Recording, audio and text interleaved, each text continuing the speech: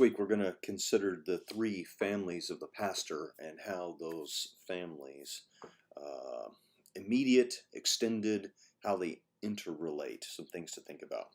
Now, many books have been written about the practice of ministry, the ins and outs, etc., but fewer books exist on the work of the pastor, and still fewer deal with the pastor's own emotional development and how that impacts their ministry. This is remarkable, really. So much of what a pastor does concerns relationships and the emotional experiences of their flock. And we all know that, and we've have many recent experiences that we can pull from, that biblical and theological knowledge and great pastoral skills don't guarantee a successful ministry. Success certainly is tied, is empowered and informed by the work of the Spirit. But is it too far a stretch to say that success is dependent, at least in part, to the emotional health and maturity of the pastor? Now, we've learned thus far that Bowenian theory has made some major contributions to our understanding and practice of ministry. First, the theory helps us understand emotional processes in human relationships. And as you've no doubt realized by now, that deals with nearly everything we do in the church. Baptism to death. From individual and family counseling to ministry in the community. From working in the office to committee meetings. From personal study to preaching and educational ministry. Second, no matter what aspect of ministry we are engaged in, family systems theory enables us to understand that we are involved in emotional systems of all the people we work with, and that involvement must and most essentially includes our own emotional systems. So very little attention has been paid to how our own emotional systems and emotional health affect our work in the local church. In particular, at least in my mind, is a little thought in the field on the impact of our unresolved emotional attachment. Now, if you've been in ministry any length of time, you've no doubt seen yourself or others do this. Have you noticed how many ministers try to handle their unresolved attachment to their family through or with their work? Notice how easy it is to make the church family into a substitute family, perhaps even to improve on old family issues. I've also noticed how ministers will try to work out unresolved issues from their immediate or their extended family. In either case, there is an attempt to make new relationships into something lacking in the original familial relationships.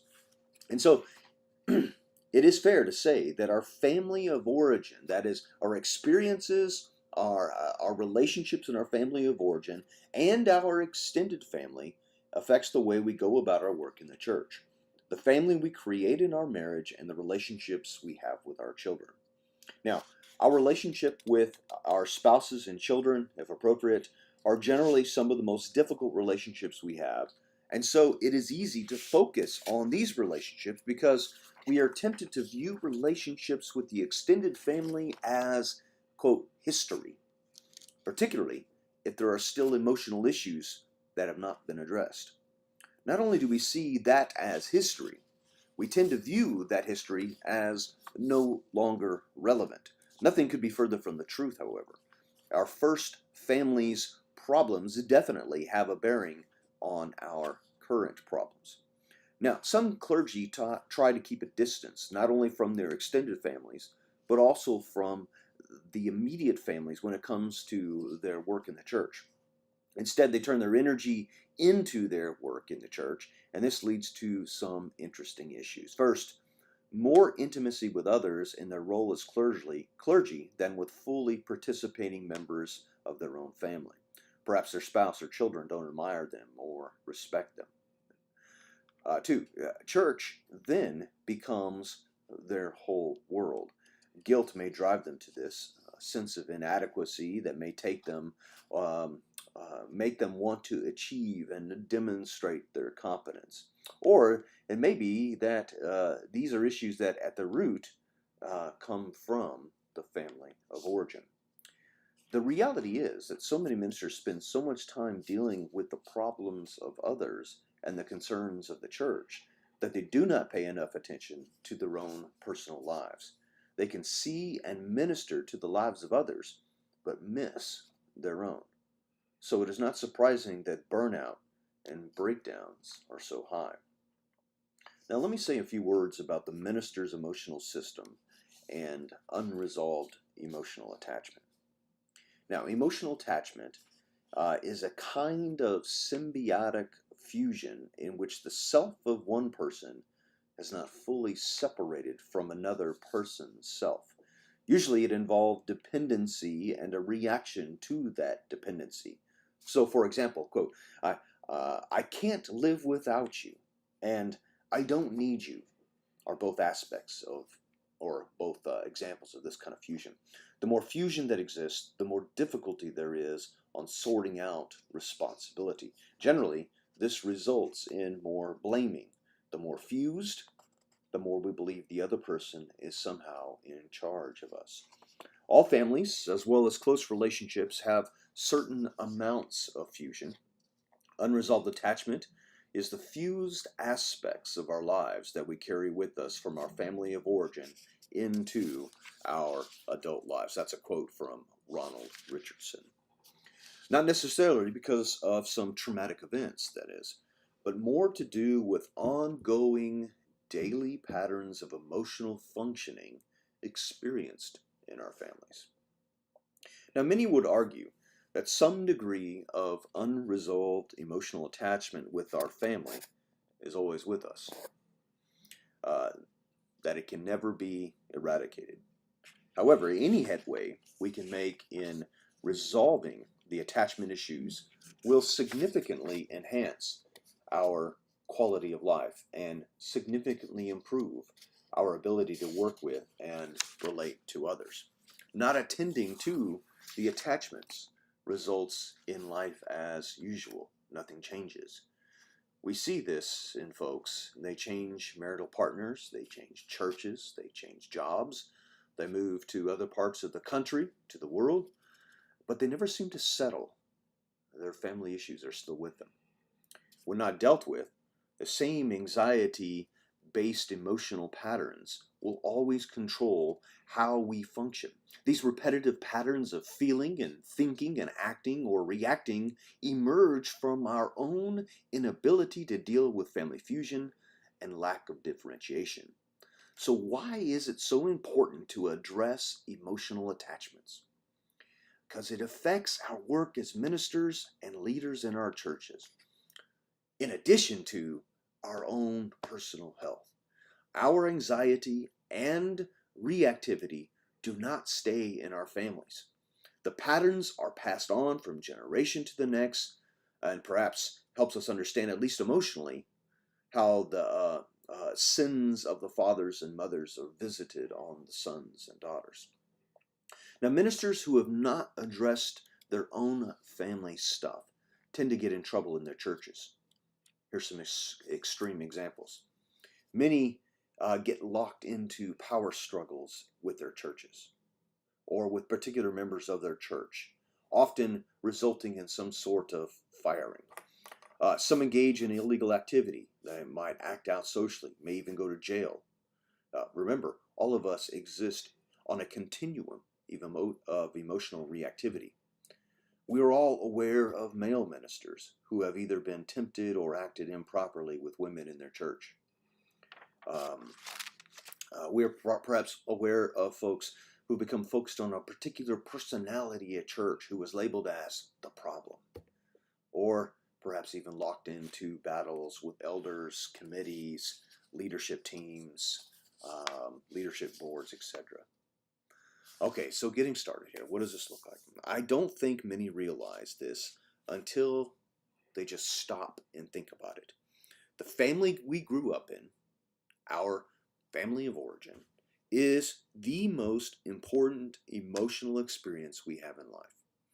Our family tends to color the experience we have the rest of our lives. It shapes the way we perceive ourselves, our relationships, the kinds of decisions we make, and the ways in which we make those decisions. For many, their families can be the greatest source of stress. They can also be the greatest resource in creating change for ourselves. Let me come at this from a different angle. When we move out, we leave our families with a story about them, about us, and our relationship to them. We tell this story when we're asked about our parents, when we're asked about our siblings, our brothers and sisters, our family events. And from a systems perspective, these stories are understood as justifications of our way of living, interacting, relating. Uh, uh, they become the justifications for our beliefs, our value systems, etc.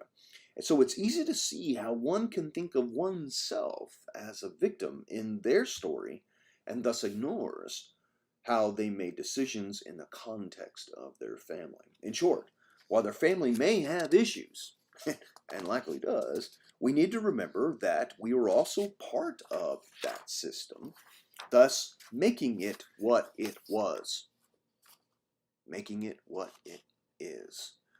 When we tell negative stories of our family, we do not realize that it is a way of perpetuating our stuckness. The labels we use say as much about us as they do about our family. Developing a new view or story of the family can be quite threatening. We sense that we may have to change the way we see our family. When we have built our personality and our view of the world on seeing things in a particular way.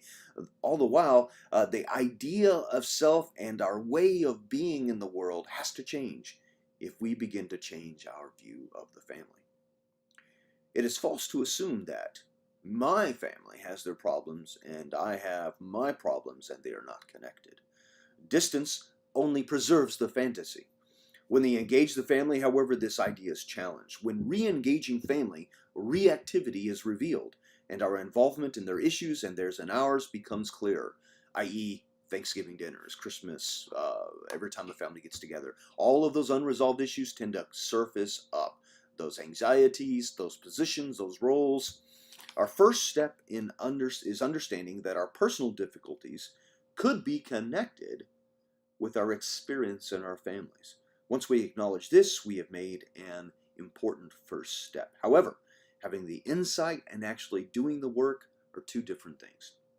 I am hard pressed to think of anyone who hasn't benefited from doing family of origin work. Everyone does it their own way and at their own pace. There is no one way to do this, but they do improve. They develop a new sense of themselves and their families. Of course, this family work should never be forced, especially if physical harm may result. So what is the basic goal of the work? Within Bowenian systems, the basic goal of family counseling generally, and of family of origin work specifically, is to promote the greater differentiation of self within the family emotional system. And as we know, differentiation is a relative matter. No one is really ever fully differentiated. Remember the scale we talked about in generation to generation. Both ends of the scale are really hypothetical. Bowen's notion of differentiation actually comes from biology. He says, quote, cells develop from amorphous, undifferentiated conglomerates into highly differentiated cells with specific functions or identities within the larger organism. But the cells remain connected to one another, communicating with one another while functioning somewhat interdependently. Close quote. So we have defined differentiation something like this: the ability to be closely connected with nearly anyone we choose and still be a self, still maintain a sense of one's own functioning or functional autonomy within the close relationship, to be close to an emotionally important other while neither being dependent or gaining the other's acceptance and approval, nor fearing the other's disapproval. rejecting, or criticism. It is also being comfortable with the differences in the other, particularly when anxiety is high, and then not letting those differences create distance. It means not needing to change the other to meet expectations or change ourselves to meet the others in order to be close.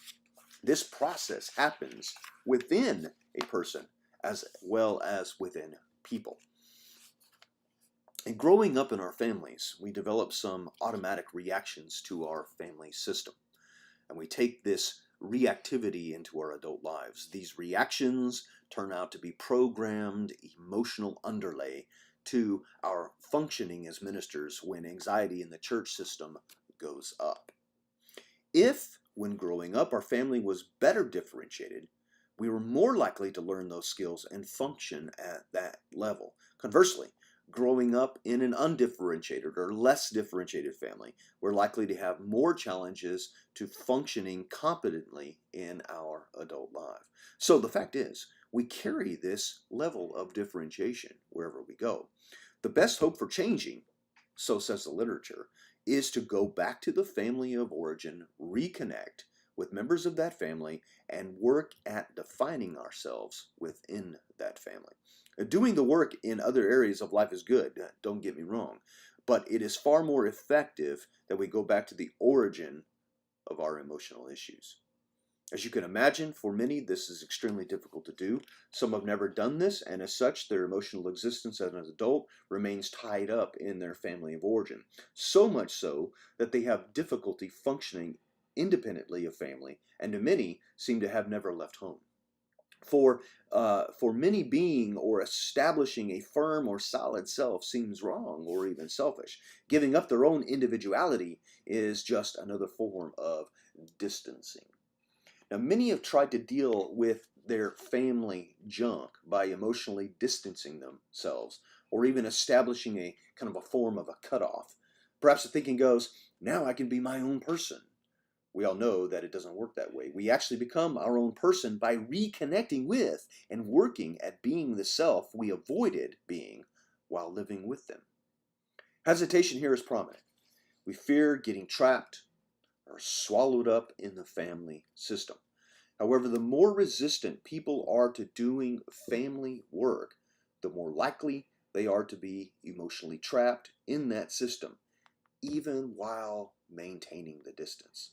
The fact is, people do not grow up and become mature by staying away from their families.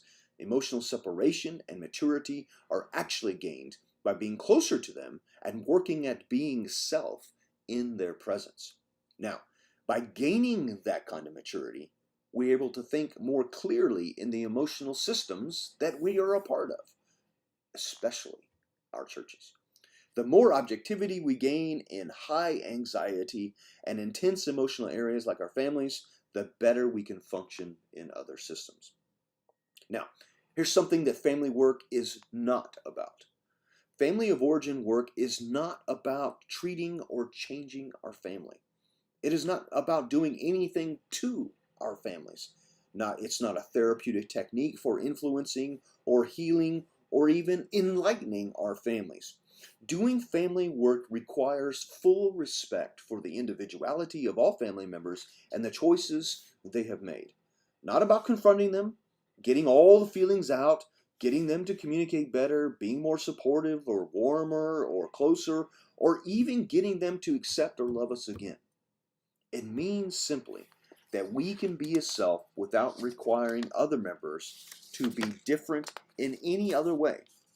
It is true that successfully improving our own level of functioning in that system will positively influence the system over time because differentiation is a challenge to others in the system.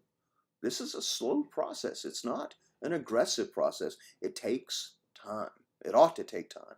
When confronted with one who is differentiated or actively differentiating, often they will pull their own level up in response. Remember, however, that this change will often be uncomfortable to others in the system, so the system will react through sabotage and attempt to pull back the person's higher level of functioning. If the person doing the work can remain non-reactive and firm, then, in time, the others will adjust. So let me end this brief lecture with 6 principles for re-entering your families, our families. Number 1, maintain active, intentional, and regular contact. 2, get to know them better. We want to get a more objective sense of our family functioning during times of higher anxiety and how we function in that time. Number 3, develop a genogram. That's something you're already doing. Number 4, honor the family. We're not out to get dirt on any individuals or our family as a whole. Honor our family as much as we are able given the circumstances. Number 5, when you're researching toxic issues, be aware. This happens when families develop comfort with each other. Those toxic issues tend to surface. Have those conversations. Be humble. Be gentle. Be non-anxious. And number 6, exploring cutoffs in relationships.